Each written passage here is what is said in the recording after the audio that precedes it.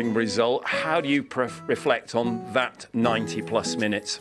Many mistakes, and they were stronger in the second balls, so they were a better team. But we did a lot of mistakes that it become harder to win a game, and that's all.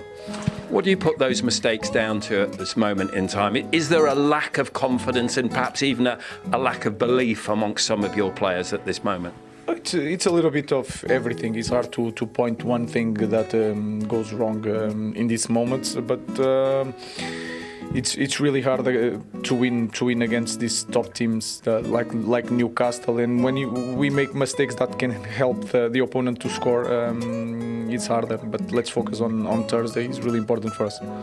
Were some of the goals you conceded today too easy from your perspective for Newcastle to score?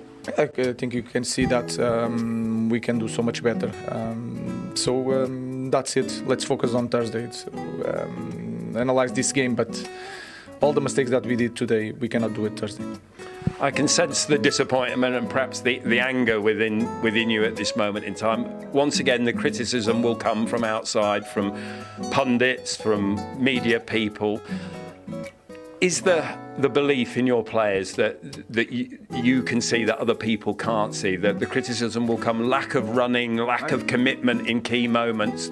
Do you understand that criticism? I understand it. I don't care. Nothing is worse than lose games. So people can say whatever they want to say, and it's hard to I don't want to defend myself or anything like that, because if you look at our position in the table, says it all. So let's move on. It's really important Thursday, so I don't care what people say. Losing games is the hardest part by far from this job. So again, let's focus on Thursday. How big then is Thursday? It was big before today. How big does it become now for Manchester United as a whole? Not just you, not just the players. Of course, it's really important. We know that we have a chance to get Champions League, but let's focus stage by stage. We have an important game on Thursday. It's going to be really, really hard, but we need to focus on that and then go to the next stage. What do you do to pick your players up, and whatever players you choose to put out there on Thursday? What do you do to instill the belief that you will need to go further in that competition in the hope of still getting Champions League football next season? We had one season a lot like that, with difficult losses, difficult moments. So we are used to get up also. So we can do that Thursday. Let's focus on Thursday. So it's a different game when the ball. When the game starts is a different history with our fans. We need to give something to our fans and to go to the next stage. We spoke about Andre Onana before the game. What's your sense now? Does he come back into the reckoning for Thursday? Everybody. Again, it's a difficult season. So tomorrow we are going to prepare the next game. He's not forgetting this game, but he's focused on the next one, because in this game, after the game, you cannot change nothing. So let's focus on the next one. Ruben, one very final question. You've always been very open and honest with us about the task you faced here and the difficulties you faced.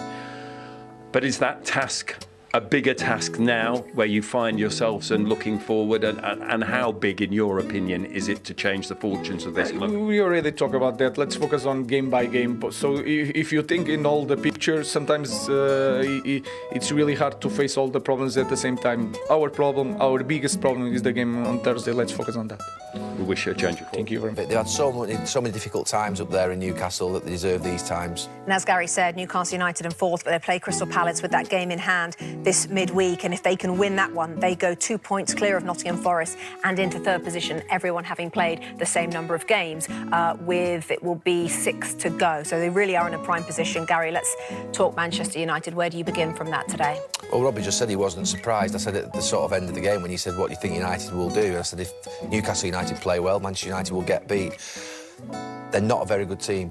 Simple as that. The biggest worry is there have been teams in the last 5, 6, 7 years at United where you thought they're very talented players, but they're not really giving it their all. The problem with this group of players is they're giving it their all. I don't think there's a lack of effort. they're so below the standard and quality that you need at that football club, all over the pitch. I mean, other than Bruno Fernandes, Amad Diallo maybe, I can't think of any of them that I would hang my hat on. It's a really desperate situation because the squad is so poor in quality. They've got old players, they've got young players who are nowhere near it, then they've got a sort of group of players in the middle who are...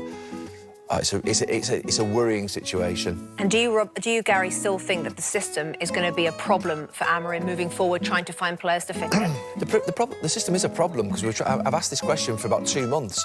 Who are the natural wing-backs?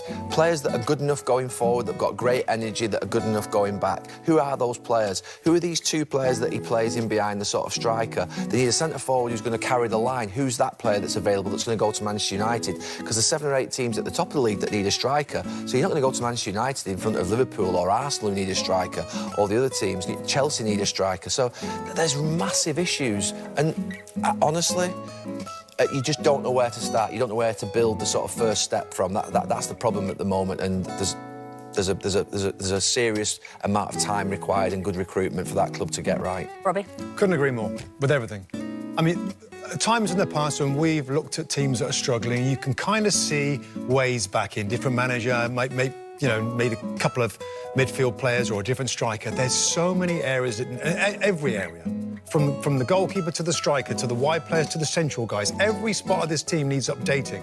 We know what money they've spent recently. We know how difficult it is now with PSR and restrictions of spending. How long is it going to take to get the players required? System-wise, it's just more than the system right now. It's more than the system. Put that team in a 4-4-2, marginally better, maybe. There's a lot of talk about the system, and I hear you. Wing-backs, there's less kind of top wing-backs that feel like they're surrounding the Premier League and maybe other leagues as well, but it's more than that. It's more than that. They're still paying for the recruitment over the last, decade almost? And you can't just get rid of players you buy for a lot of money. You're kind of stuck with them. Well, one of the big problems they've got is in goal, isn't it? Because he dropped to Andre Onana, or he was left out of the squad today, and Bayindir was at fault for that 4th goal. So what does he do now going into Lyon on Thursday, Gary? This was a dress rehearsal for Altay Bayindir to get his shot at the big job on Thursday, and I think that mistake he's made there will mean that Andre Onana will come back against Lyon in midweek. I think he had to have a game where he didn't do something like this. The problem is we're asking goalkeepers now to play chips into midfield. I've talked about it in the last couple of weeks where we pass it back to a goalkeeper. Yoro passes it back to his goalkeeper to play it forward. Why doesn't he play it forward? I mean, goalkeepers are better on the ball, but it's a really bad mistake. And look, there's no way now that Onana won't play midweek. Robbie? Agree. Yeah, I think exactly right. I mean, Onana, for all the mistakes he makes, this young guy hasn't done a lot. It's his first Premier League appearance, and it needed to have a really sound, solid game in a match that was well protected from a back 5 and a 4 that in recent weeks has been a little more solid in terms of foundation for Manchester United. Not today. Trying to play out, not tracking runners. The young lad, Amas, at left back, getting caught out initially. It's not good for the goalkeeper, and the goalkeeper wasn't particularly great. I mean, this isn't his fault, by the way, but Onana, long answer to he'll play on Thursday. And yet you both pre-game didn't think that Onana's the right man for the job long-term. Just very quickly, Gary, we talked about how much time it's going to take. Just give me a time span that you think it will take to get this team back to roughly where it should be. On the basis that Real quick. On the basis that they recruit 4 or 5 windows really well, it'd be 4 or 5 years.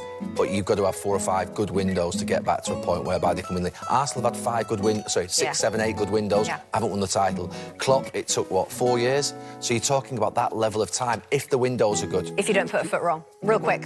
Amorim, is he going to stay? They're definitely going to stick with him at the start of next season. They're going to invest in him and the system, so he's going to get a chance. OK, plenty... On this.